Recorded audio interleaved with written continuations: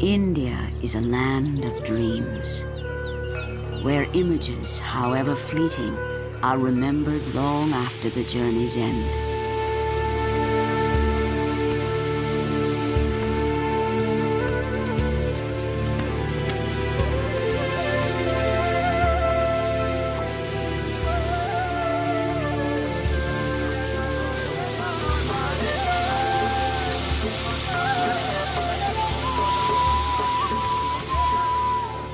The railway is her lifeline, crossing not only distances, but bridging the boundaries of her many cultures.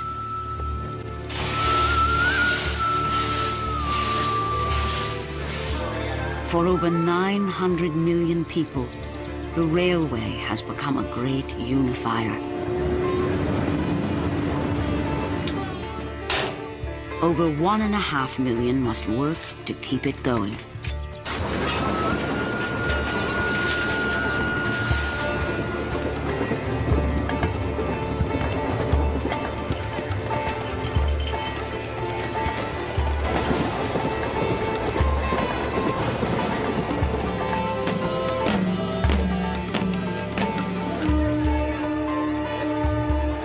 The Great Indian Railway touches the lives of everyone. For nothing is more a part of this country than the trains which are part of its soul.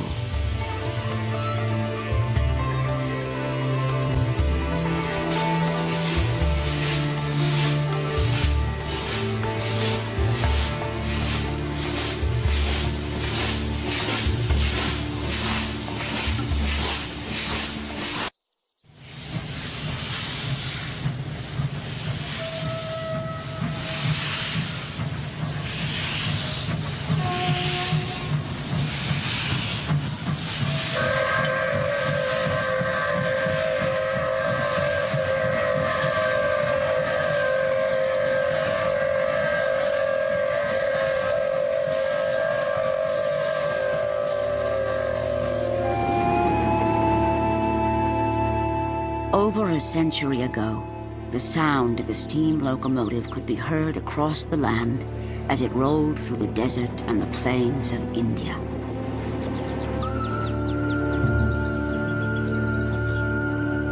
In those days, villages and cities were isolated by vast distances, and the coming of the train would change them forever.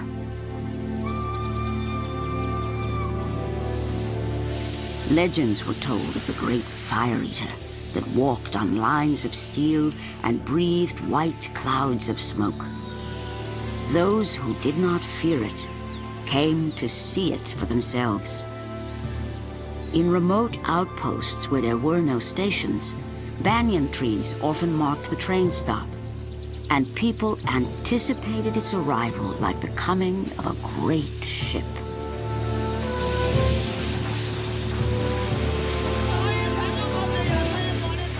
There was always entertainment to greet the travelers, celebrating the trip for the magical event that it was.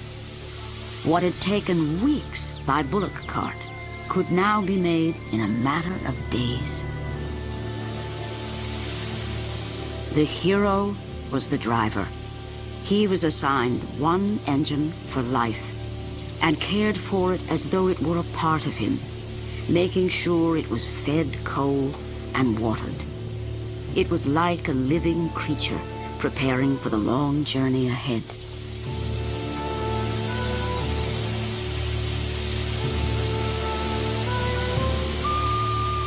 If there ever was a heart and soul of the railway, it began here, with these locomotives. They were the symbol of the British Empire and held the romance of an age when men and machines united the country for the first time.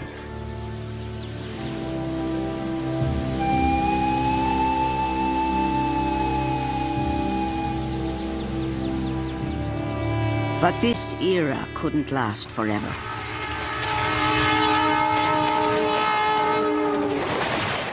Now, the super-fast express trains command the rails and are moving India into a new century.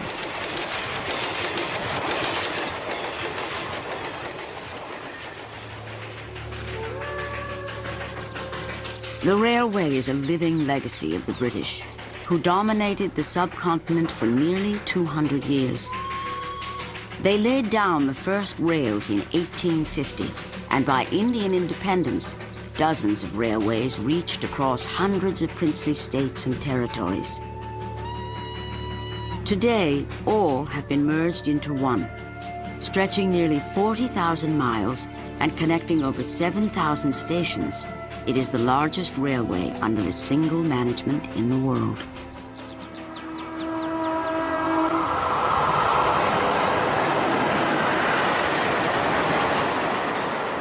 Frontier Mail, the Tamil Nadu Express, the Punjab Mail, all long-distance trains renowned in history. But one of the oldest is the Grand Trunk Express, and it travels nearly the length of the country. Indians love to travel, whether it be on a religious pilgrimage or to visit relatives far away. They pack everything and bring everyone. They can go anywhere in the country for less than $7. Space has a whole different meaning on an Indian train. People like to sit next to each other, talk and share stories. And a stranger isn't a stranger for long.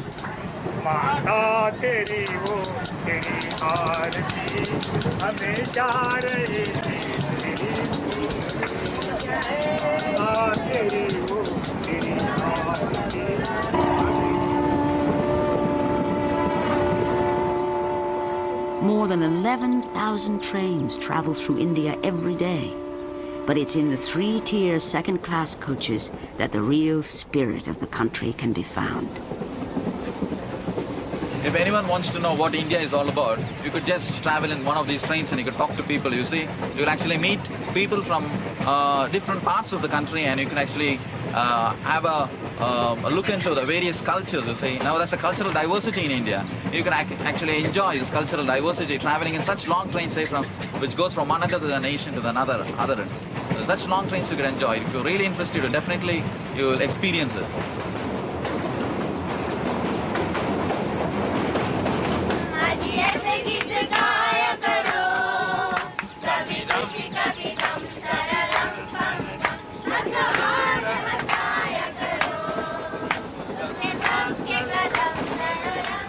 Every Indian train has ticketless passengers who are part of its character.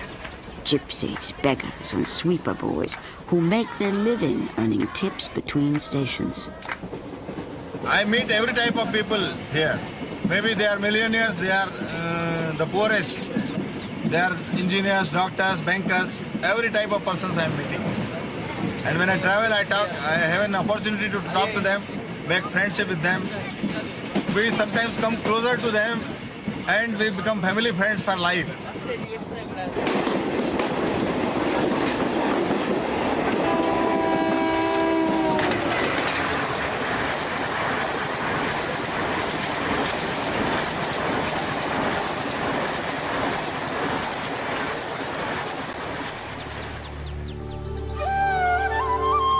For centuries, explorers have been drawn to the east.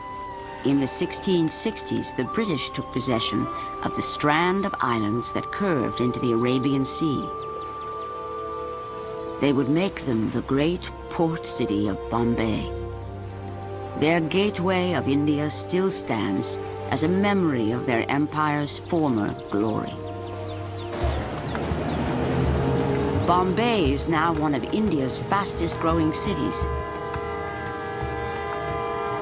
And the British presence seems unchanged at Victoria Terminus. Opened in 1888, it was built on the site of the first railway station. But now, it's the headquarters of Central, the busiest of 9 zones in the Indian Railway. From this historic place, one of the most important men in the railway oversees his domain. This is the seat of power of the general manager. Problem between Kiratgarh and Kesla. There was a disaster. Every morning, Virendra Vishnu calls upon his officers to account for every detail in a monumental system. From major accidents to minor delays, nothing escapes his attention. As many as 8 trains, they have all been fired. It was from this same office that the British ran their railway. And with independence in 1947, they turned it over to Indian leadership. All right. Hello, Jabalpur. But now the GM controls a far more complex network. With 200,000 men beneath him, he runs 2,000 trains a day. Madan. Namaskar. What is happening today? What are your prospects of loading? Sir, yesterday we did 815. Ajay, you just speak to CME. Your diesel utilization has slumped. Your diesel utilization has slumped. Your sick wagon balances in all the yards are heavy. The stable loads are heavy. Just speak to CME. Hello. Hello Madan Yes, sir. हाँ लाल बोल रहा हूँ Katni shade हाँ. for the last 15 days it has been having very high failure rate. हाँ. Vishnu is more than a figurehead. If something goes wrong, he shoulders the full responsibility. And every month, he makes it a point to leave his office and visit his men in the field. Give your guidance. Okay.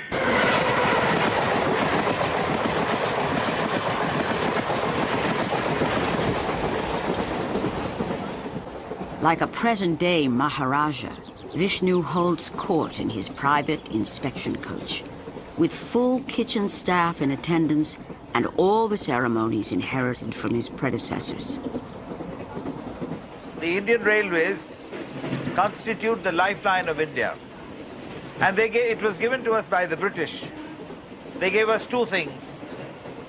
The Indian Railways and a very powerful administrative system run by the bureaucrats.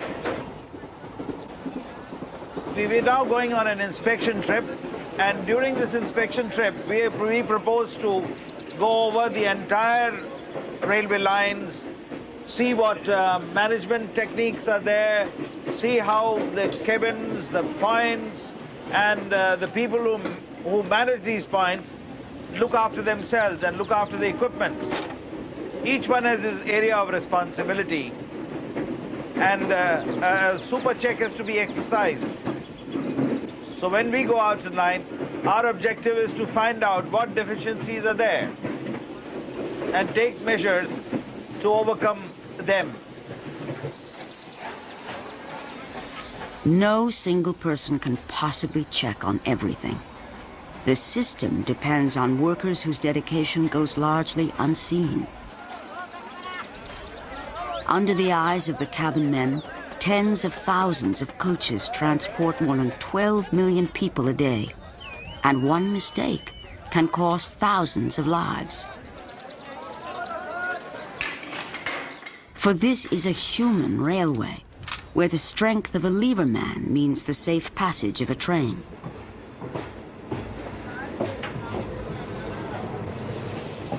It is the largest employer in the world. Officially 1.6 million work for the railway. But Vishnu estimates that nearly 80 million people depend on it for their livelihood.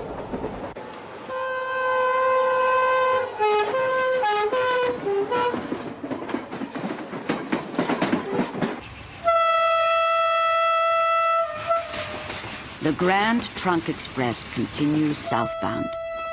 The trip from New Delhi to Madras will last 38 hours. But for many, the journey is an adventure, and it doesn't matter how long it takes.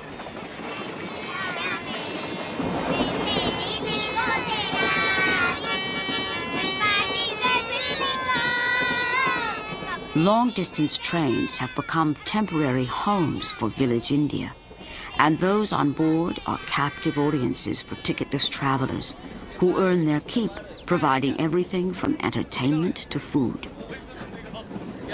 On a train, meals are a big event, and passengers are constantly being solicited with different kinds of fare.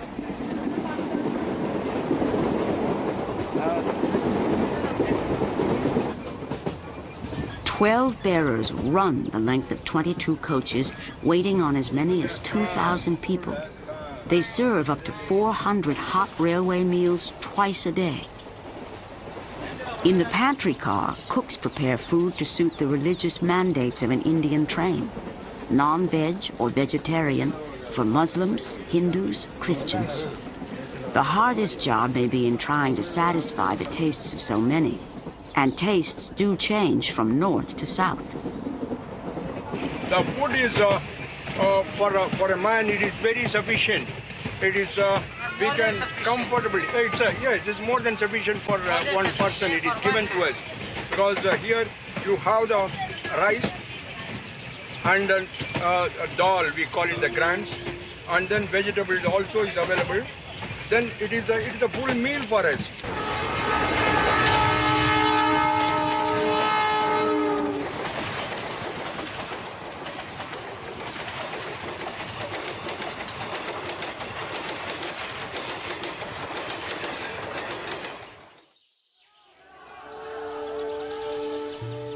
If there is a spirit of the railway, it is found in the thousands of small stations which have become part of the fabric of Indian life. They are centers where everyone gathers, and those who can't afford to travel will come just to watch the trains.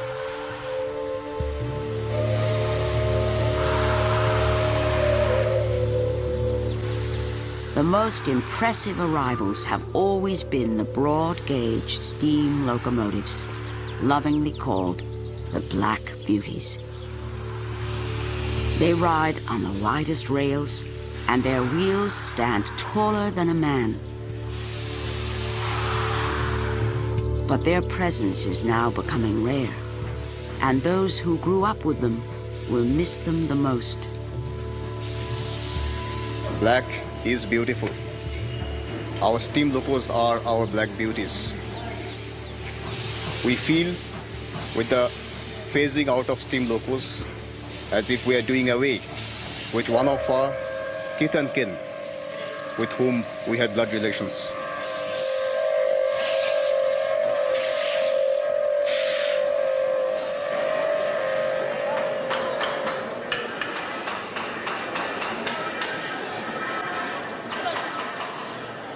All throughout Eastern Railway, loco sheds are busy preparing their engines for a Black Beauty contest. It is a competition like no other. Only the best engines are entered, and to win the Black Beauty is the highest honor a shed could have.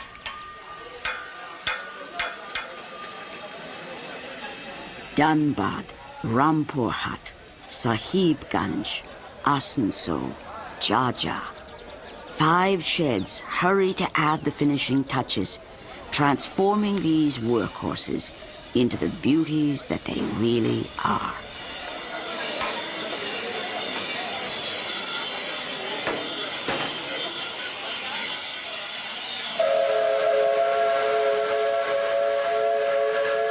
This possibly should be the very last Black Beauty contest of Indian Railways. We meant to bring to you the effect of the steam locos when they were in their heydays, to show how they looked, how they worked, and for just one more time, perhaps live and outlive the glory of those days when the steam locos bore the brunt of Indian Railways.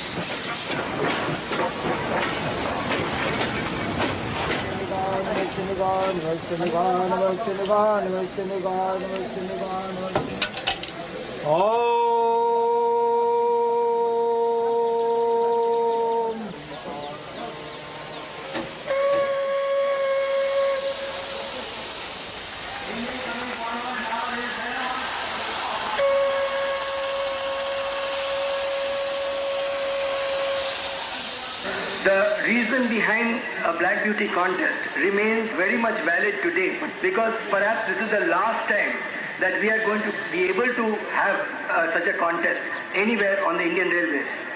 Perhaps in the rest of the world, like China and others, steam will continue. But on Indian Railways, the pressures of economics have forced us to give up the lovable old monster of steam with its lovable sounds and unique visual pleasure which children loved and therefore aspired to become locomotive drivers when they grew up. It helps people to remember that the steam has served a glorious era from the old days if you look back into the past.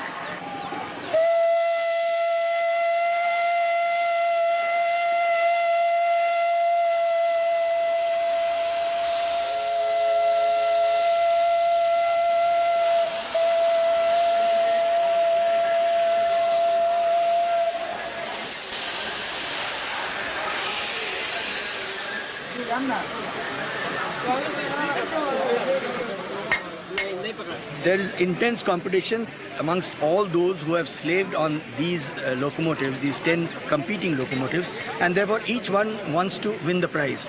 Therefore the judges are under intense scrutiny, perhaps more than the judges are in real life. And they have to therefore make it as scientific as possible. They have therefore divided the system of grading into 3 distinct groups. One is decoration, for which they give 25% marks. The functionality, which is we are giving as much as 50% marks, and also the ceramic blanketing is being given at 25% marks. And I think that the judges will be totally fair and clear in their judgment, and may the best loco win. What is important, when the whole thing should be uniformly red. Moment you see a black spot, there's a time where there's a hole, and then the fire bars can burn. So when we are seeing the fire, we have to see that it looks uniformly red. That's it. There should be no localized black spots. Plus the thickness, the fire bed should be uniform. Those are things we have to look for. How is maintaining the fire? Very important. Everybody wants to win, and none more than Mr. Arora, a shed foreman who has worked in steam since he was 17. On board Ramparhat's engine, he is never at a loss for words. Explaining that even with all the hard work, they had just run out of time. Like all the engines, the judges take into account how efficiently she runs. They put her through the paces, while Arora hangs on like a doting father.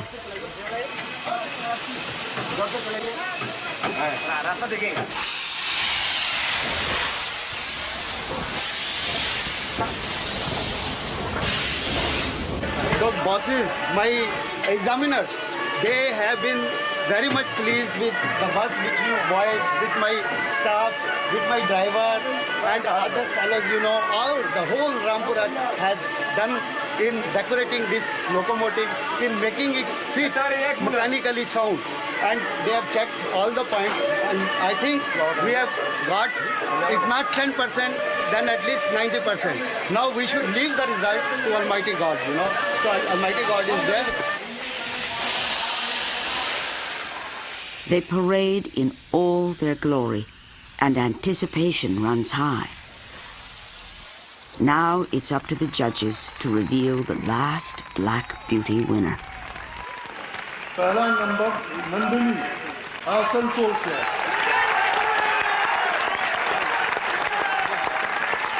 Eastern Railway, Asansol Division, hip hip hooray! Eastern Railway, Asansol Division, hip hip hooray! Eastern Railway, Asansol Division, hip hip hooray! Nandini of Asansol Shed will claim the prize.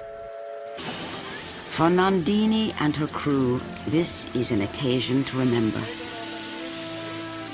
But they know, as they back her into the shed, that their victory is bittersweet. For despite the fact that the Black Beauties have proven themselves today, another fate awaits them.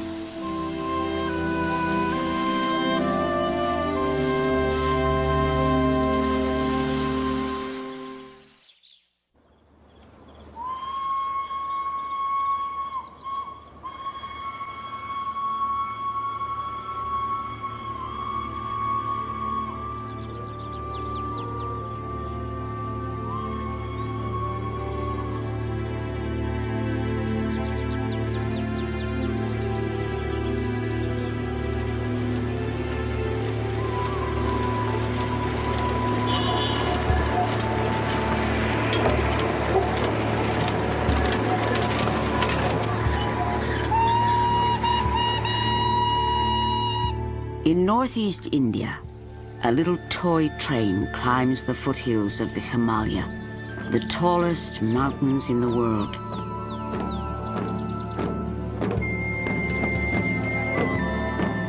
Every morning, Buddhist monks look towards the east, welcoming the sun to the remote mountain town of Darjeeling.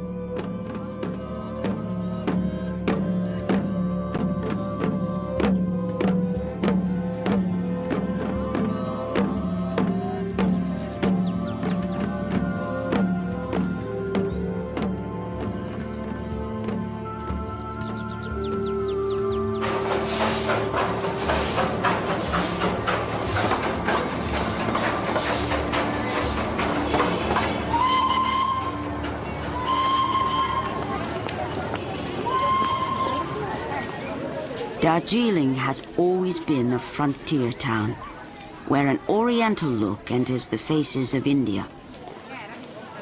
But it also tells of another heritage. The British loved the climate so much, they made it a hill station to escape the heat of the plains below. And the sounds of the train they brought echo up from the valleys.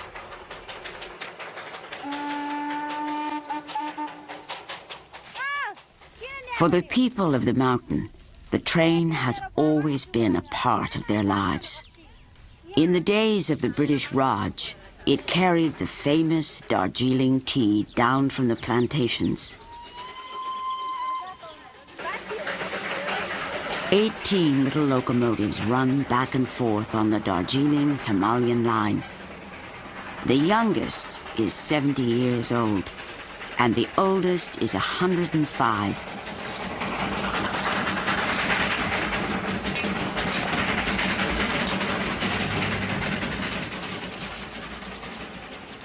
Every day, several trains climb from the plain of the Ganges in about the same amount of time it took Mark Twain when he came to Darjeeling in 1896.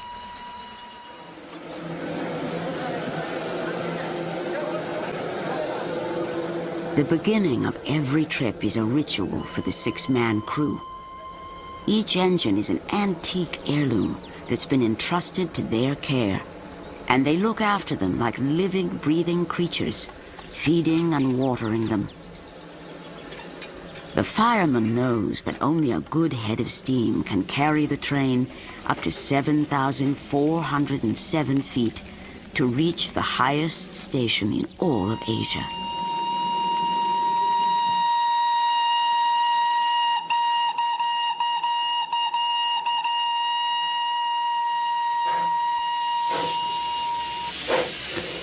With two men riding on front, ready to throw sand on the rails for traction, and a coal breaker riding on top, the train finally sets out. Each engine has its own distinct personality, and no one understands his better than the driver, Mr. Guru.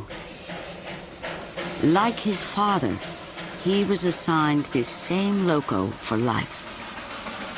And everyone along the way knows it's him by the sound of his whistle.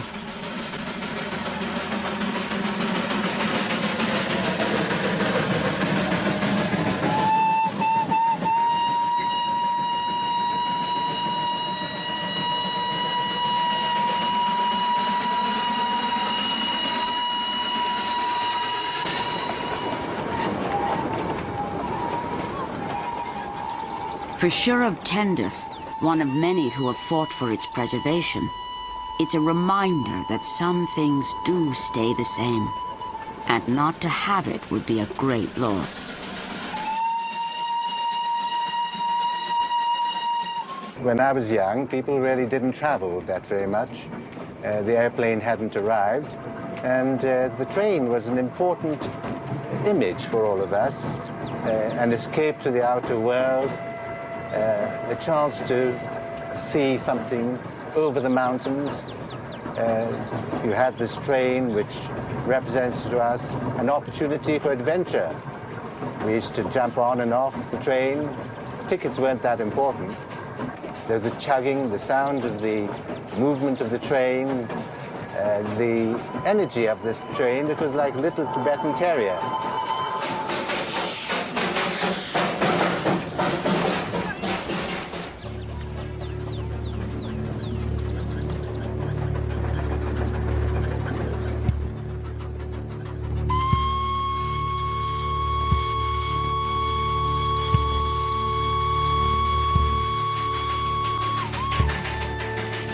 The obstacles that the British overcame in 1881 are still impressive even now.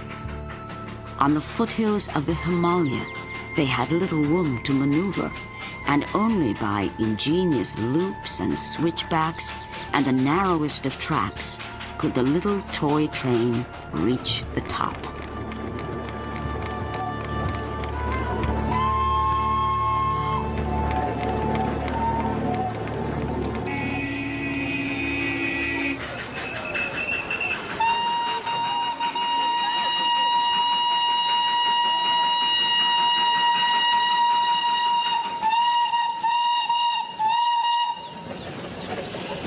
As the train does not run, we do feel that there is something absent, and we do feel it very strongly. But as long as it is there, yes, it's a part of life. And every day if we don't see it, we see that something definitely is missing.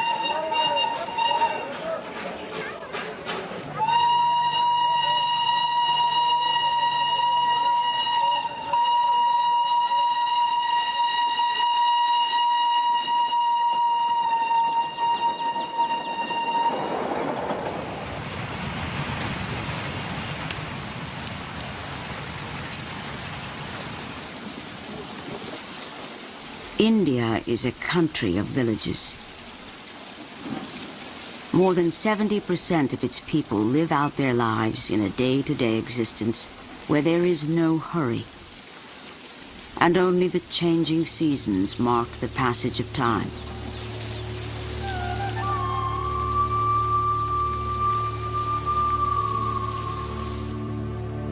This is where the railway is a lifeline, bringing these remote areas in touch with the rest of the world. In South India, Pallur is one of thousands of small way stations which haven't changed much since British colonial times.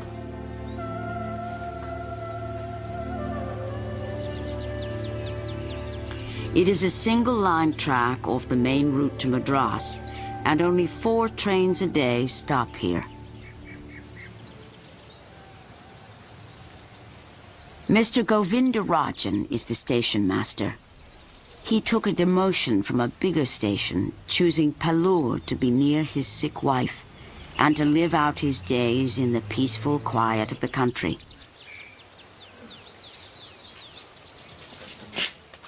He shares his responsibilities with Kamakshi, a railway widow, who is officially the sweeper porter. Between the two of them, they run the entire station.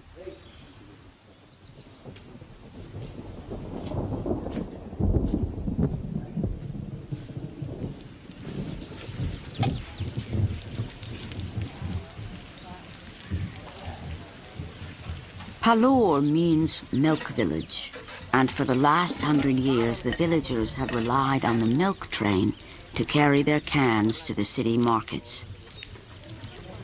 But before the train arrives, Govindarajan must coordinate with other stations to make sure that his line is clear for the coming train. Yes,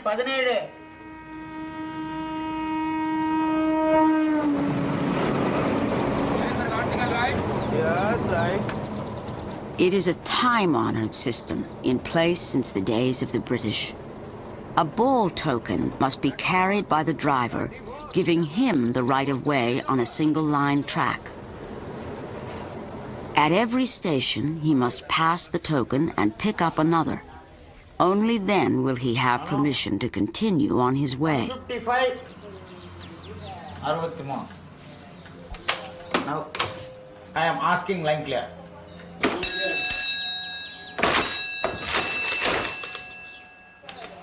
This is the authority. Hello? Token C17. The line is officially open, and Kamakshi can change the signals that will indicate to the driver that the track ahead is safe.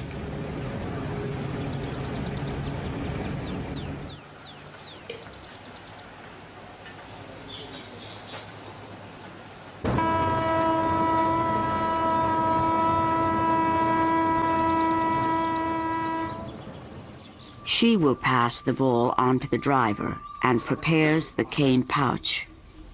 She is one of the few women working directly with the trains, but gained her job after a great loss. Her husband had been a fireman on a steam engine and committed suicide when he didn't make driver.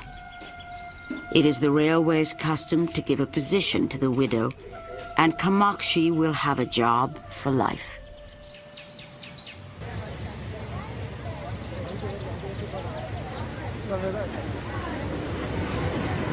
As the train comes in, the ball token is handed over. Now the driver can move safely into the next section.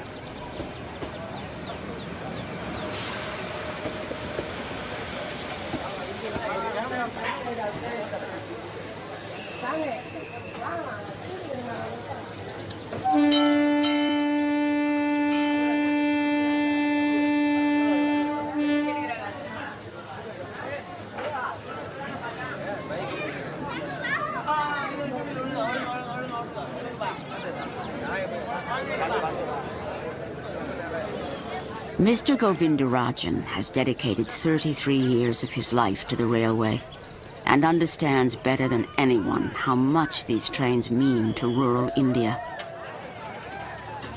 But changes are coming, and he has received word that with his retirement, his post will not be filled, and Palur station will be closed.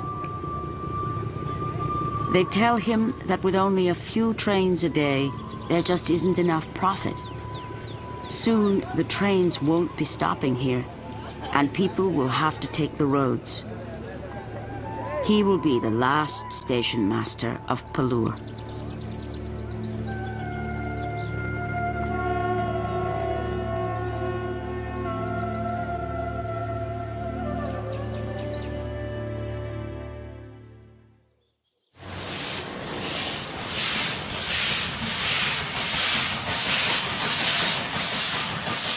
On Southern Railway, south of Madras, the Pondicherry Special makes her last journey.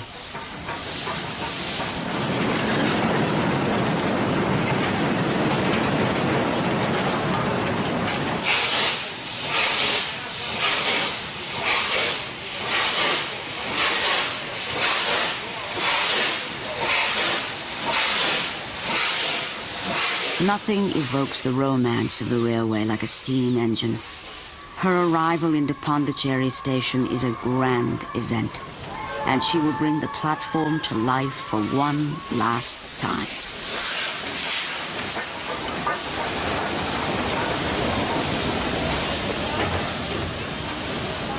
This is one of the few holdouts of steam. The locomotives were phased out of the big cities years ago, and now even small stations are seeing them vanish.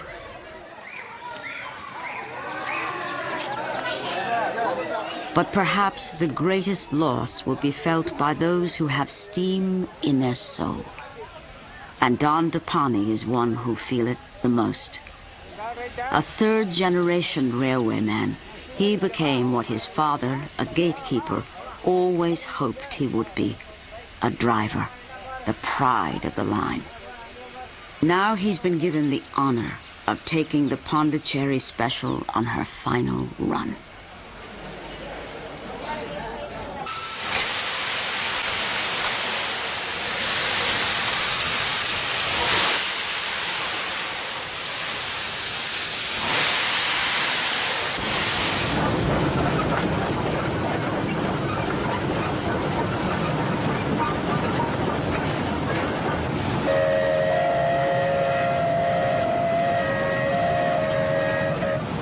His engine may be old and worn down by age, But Don Depani knows that what he is doing is something noble and historic. And he's always been proud of his duty.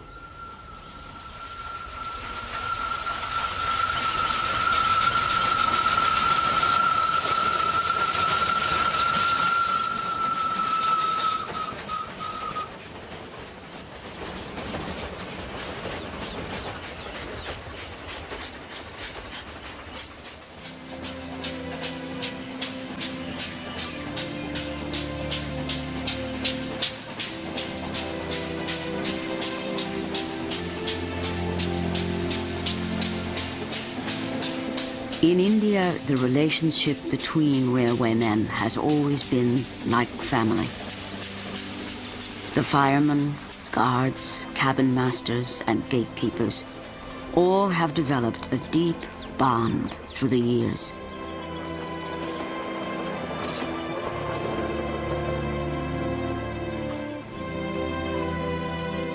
Station masters on the single-line tracks and the drivers of steam know that a time is coming to an end.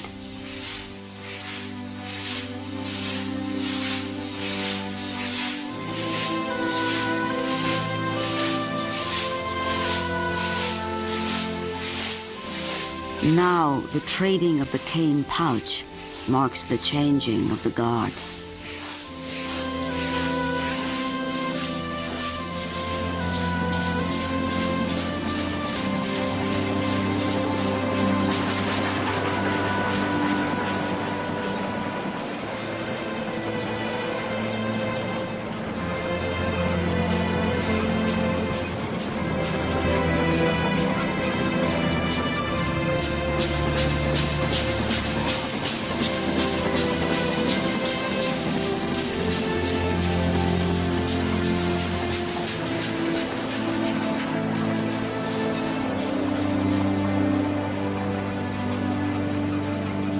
Both Govindarajan and Don Depani have since been retired. The Pondicherry Special has been condemned. And Little Pallur Station is now closed forever.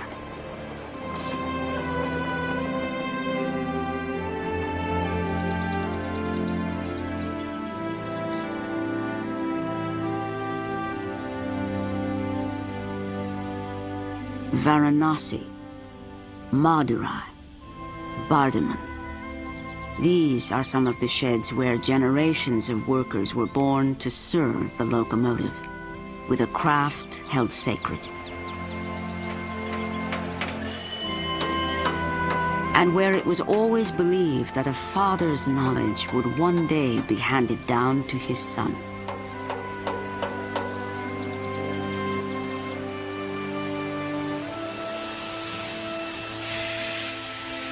We'll be closing down this steam loco shed in a couple of months when the last of these black booties will have moved out. This shed had something like 71 locomotives a few years back.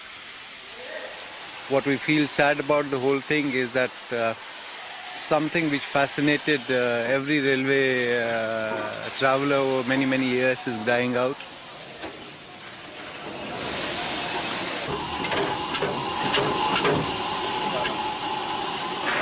And what I feel personally sad about is that with the locomotive is dying out a breed of men who had nerves of steel. They were men of muscle, understood metal, what it was all about.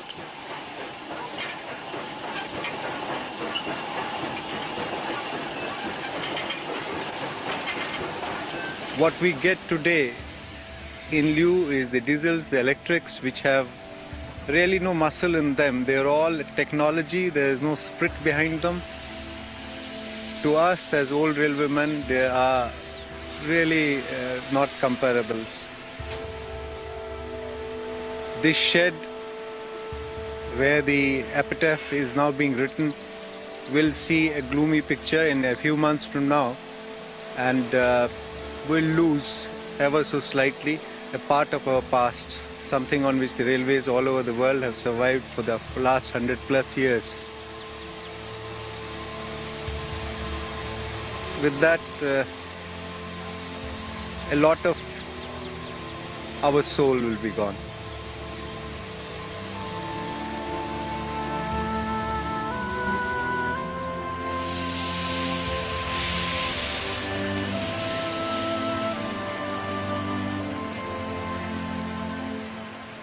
Every day, more and more black beauties are being pulled from the working lines. The iron beasts are now easy prey to scavengers who will take even their last bits of precious coal. The once busy sheds are becoming graveyards.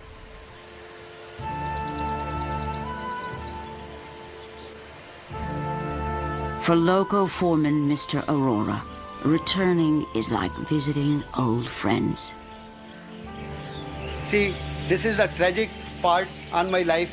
I was born and brought up with this steam locomotive. Now I feel as if I am left all alone and I am standing like a helpless man, can't do. But this is the demand from my nation.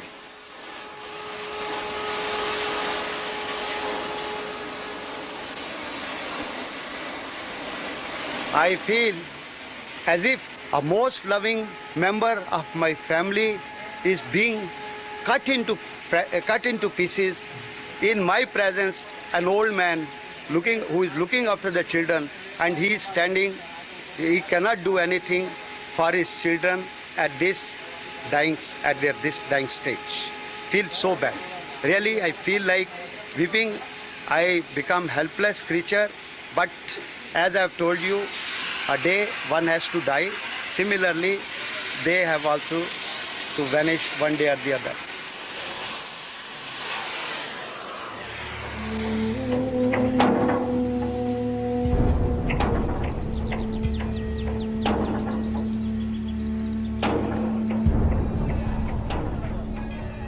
All across India, steam sheds have turned into auction houses. The locomotives await the highest bidder.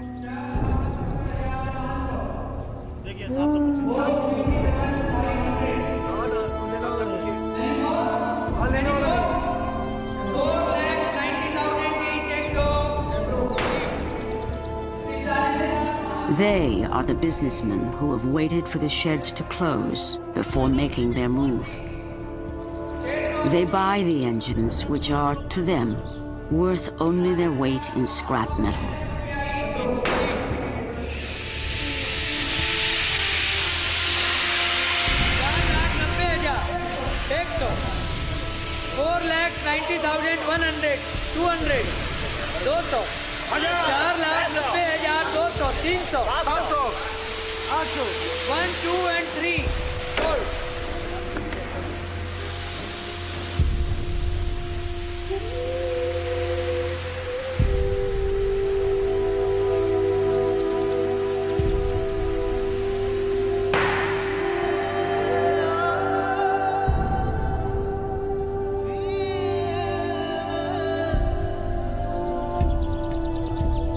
Most of these men of steam will choose to stay with the railway.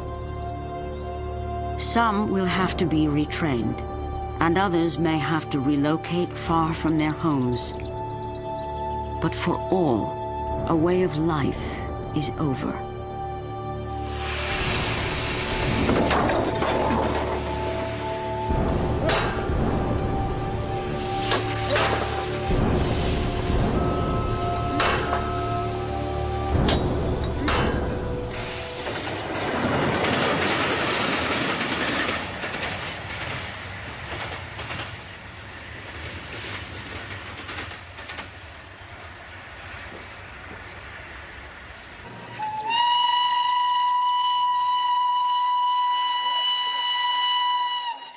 There will be one survivor of steam, and by government ruling, it will remain.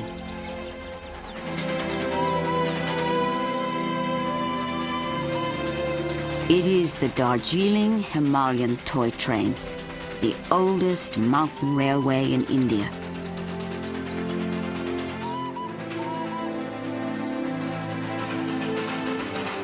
She is the symbol of the railway, and evokes the emotional and spiritual ties which the country has for its trains.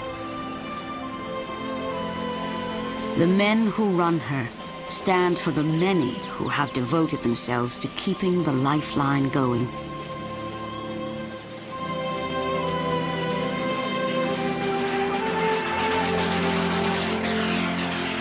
And for all those whose lives it touches, this will always be the Great Indian Railway.